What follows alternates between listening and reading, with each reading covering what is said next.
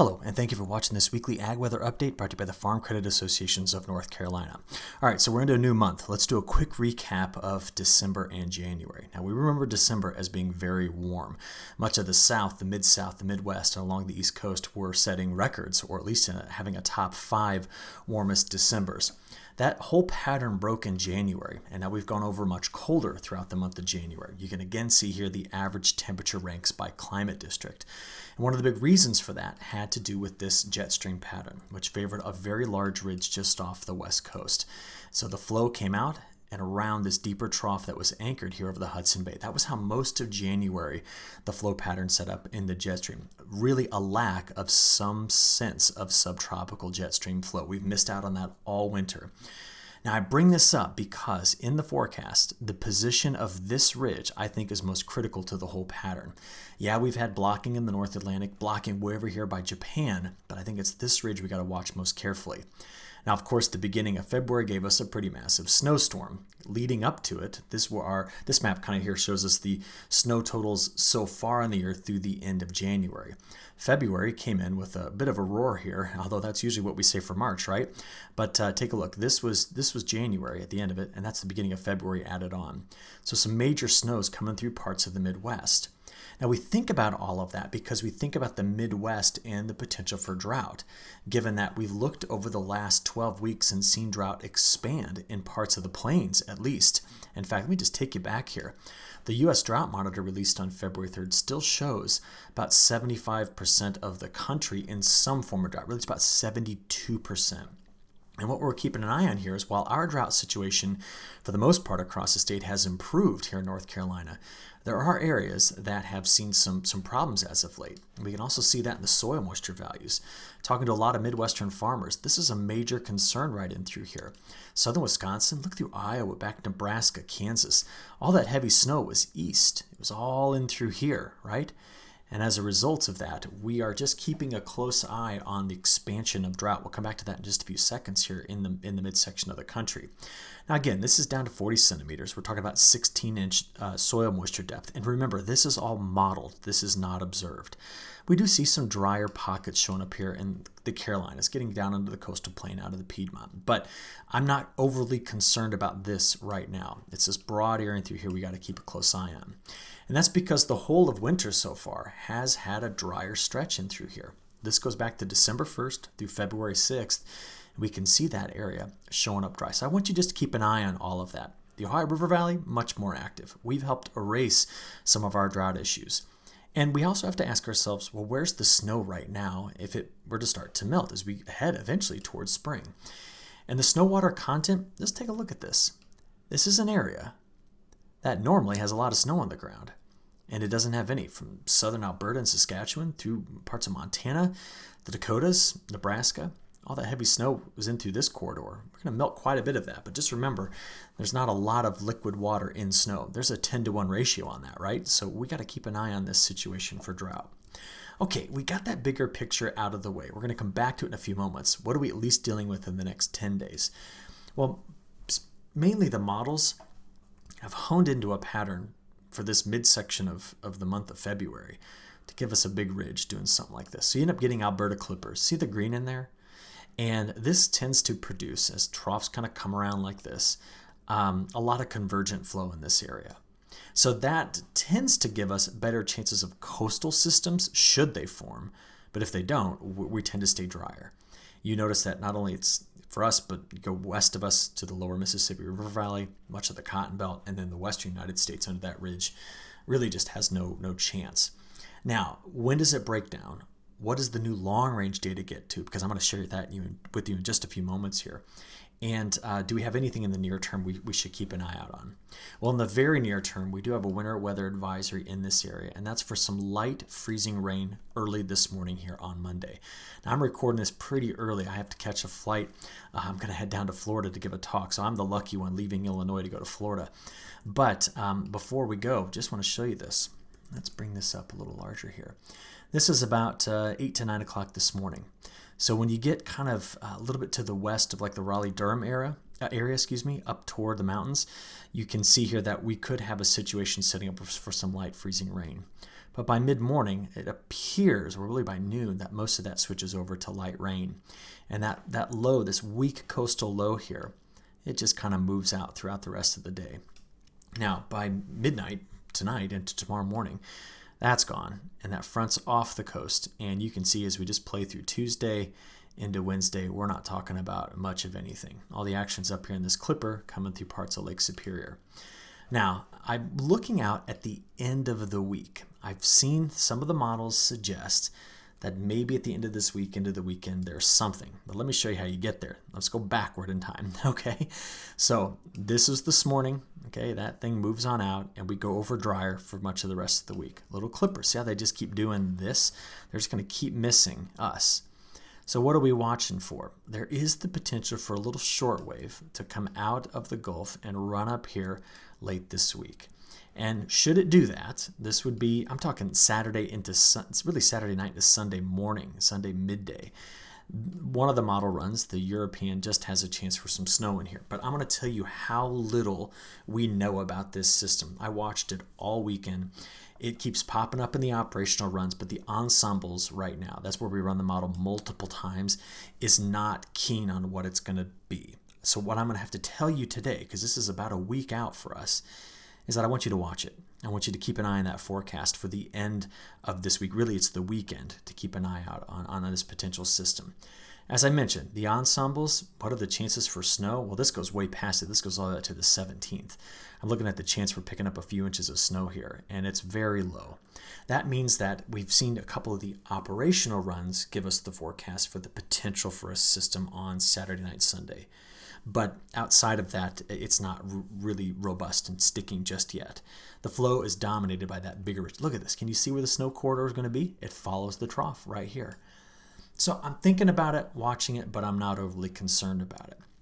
What I want to think about here is where this pattern is going to go. So I'm going to open up a new window real quick, go to one of my favorite weather websites, WeatherBell, and I didn't pull this up here. Let's go to Maps. I'll take a look. The European Ensemble. Let's blow this out to a North American view, and I want to see if this pattern's going to change. So let's play this forward. I'm going to get you to that weekend system right there. So that's the trough we're keeping an eye on. Okay, that's the one. But after that, you see that that moves out, and we start to get some sense of a trough like this. We have a ridge over the east and a trough coming through the midsection of the country. Now, what we have to think about is what that could mean for us going into the middle of the month. So let's flip over and take a look at it. We'll go over to precipitation, show me a 7-day anomaly, and show me that week 2 time period. Now, what you see here, in fact, let's just zoom in on the United States. If that trough shows up, we could go over to an active middle part of the month, because the flow dipping here is much different than the flow dipping there. Okay? Because here the flow comes back out of the southwest. So that could give us a more active go for the middle of this month. So I just wanted to bring that up here. But temperature-wise, we're still on the backside of that cold front today. So that's where the colder air is. But as we go into the Tuesday, Wednesday time frame, not only does the midsection of the country really warm up, same for the west, but we get a warm up here as well. So that's Wednesday's temperatures compared to normal. There's Thursday and Friday and Saturday. It wouldn't be until Sunday that we go back over cooler with that next system that rolls through. But do you see the temperatures here on Sunday? That's why it's difficult to forecast that system I talked about for the weekend. Now after that, let's blow this or shrink this up. There we go. Day 5 through 10. Can you see the flow? The ridge in the west, the broader troughs in the east, mild in the plains back to the Canadian prairie. But we tend to favor more cooler days. How much cooler than normal? Not much, but the models are still keeping cooler. And it tends to want to start to change the pattern around by the middle of the month. Now, remember me showing you this? If we end up developing some sense of a southeastern ridge and the flow has to dip here and run up, that's when things go over more active. I can tell you this about this temperature pattern. You do see that through mid-February, no brutal outbreaks of Arctic air. And that's largely complements of a very, very strong polar vortex. But what I want to spend the last few minutes in this video talking about, and this is what I really wanted to get to today, is what does the new long-range forecast data suggest? So let's do that. Ready? First, ocean temperatures. We got to watch 3 areas, 1, 2, and 3 for our long range. This for hurricanes, these two for our spring and summer pattern. Yep, we're going to talk about hurricanes in this video.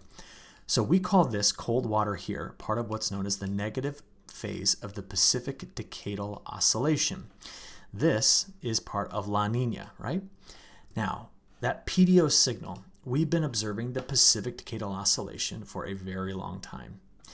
Last time it was negative was about 2008 through 2013. It was then very positive 2014 through 2017, and it's back negative again. And we know something about it. Oops, let's blow that up for you.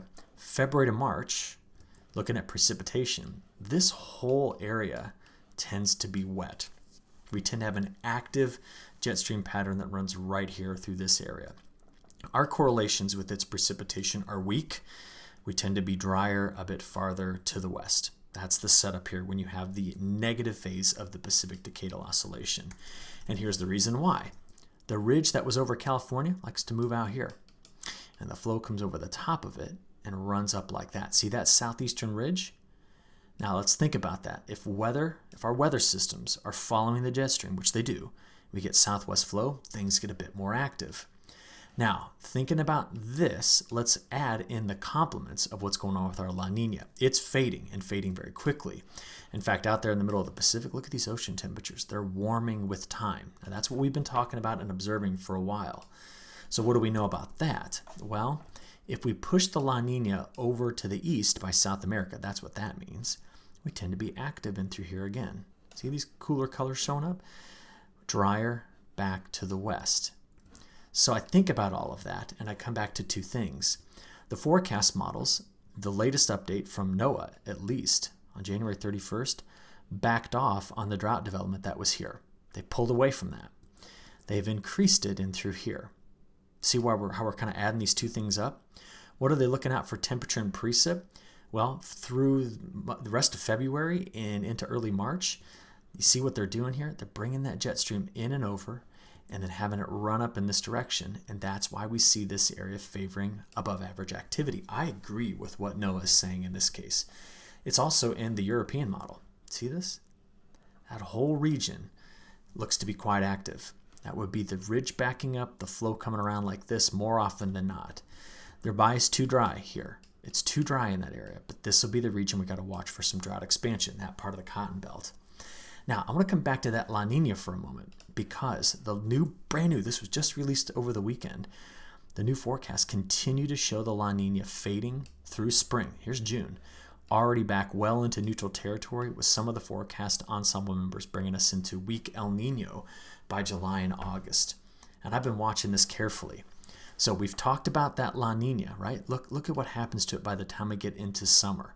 Fade south. Warmer waters are showing up. So that tells us that the atmosphere has backed off of those really strong trade winds. And we're going to start to let some of that water slosh back. Now there's two parts to this. There's still a chance for some cooler water here. And that gets a lot of folks in the Midwest worried because whenever there's cold water in this area, we tend to have big ridges right here. And that tends to, about 6 and 10 years when that occurs, we tend to have some drought that sets up there. That cold water is front of mind for every Midwestern farmer.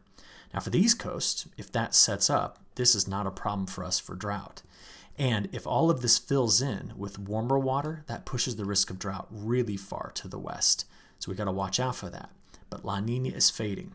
And I told you I'd give you something to think about for hurricanes. All right. We have plenty of warm water here, and we know that warm water helps fuel bigger, stronger, wetter hurricanes. But you see this? That tells me that the atmosphere will start to shift up in the trade wind behavior, which tends to increase wind shear across the Atlantic. If you increase the wind shear across the Atlantic, that situation tends to reduce hurricane strength, and in certain cases, lower the number as well. So 2020 and 2021 had a lot of hurricanes. The fact that El Nino is starting to come back here could reduce the risk of that this upcoming year. But let's take a look at what the long-range forecast data suggest. How about spring? The models are taking what they've got now and expanding it. What is it? It's drought in this area. Very weak signals east. You don't even see much of anything. In fact, we see wetter than average conditions. This is April, May, and June because we've already looked out through March, right? What about beyond that? If we just kind of keep playing this out, May, June, July, August, the models right now are favoring wetter conditions for you. Now, what do we make of this? Is there any stock in this that's worth, putting in and using as a forecast? No, there's not. This is preliminary. These are just ideas about what we're watching moving forward. But the weather forecast data is what it is, and we have to keep an eye on it. And these models, they tend to have large error, but they give us some perspective on what to be watching. So for me, it's the central and southern plains drought. It's the colder water in the Gulf of Alaska. It's the fading La Nina into El Nino conditions that I'm going to watch most carefully. And at this point, just to let you know, let's go back there to that spring time period. So let's do April, May, June. These same models are forecasting more mild conditions, especially back in the plains. So I think these are the things that we have to keep the closest eye on as we move forward. Now, I know I've gone long in this video because we've got brand new long range content, but can I for just a second come back here? And I now want to show you South America. You see, over the next couple of weeks, the weather forecast data are suggesting that the wettest conditions will be in eastern Brazil. Now we're planting very quickly a safrinha crop in the north, and it's going in fast. But the drought issues in southern Brazil are going to come back on again, and look, Argentina's favoring drier weather as well. Now we've been covering that a lot, talking about the drought issues in southern Brazil, Paraguay, Uruguay, and Argentina. And this forecast is unfriendly to that. So we got lots of things to be watching here. Hopefully the new perspective I gave you on spring and summer just offers something to think about. I'll keep you up to date every week, all right? Thanks for watching, and we'll talk to you again very soon. Thanks.